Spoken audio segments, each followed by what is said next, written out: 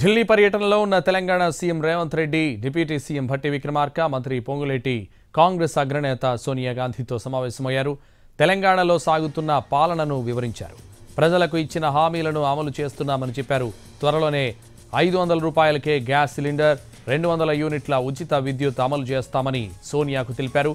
లోక్సభ ఎన్నికల్లో ఖమ్మం నుంచి పోటీ చేయాలని సోనియాకు విజ్ఞప్తి చేశారు.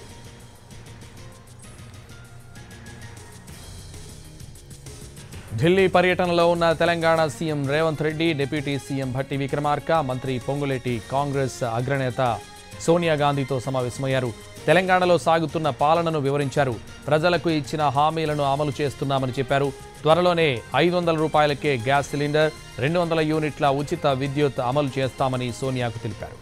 లోక్సభ ఎన్నికల్లో ఖమ్మం నుంచి పోటీ చేయాలని సోనియాకు విజ్ఞప్తి చేశారు.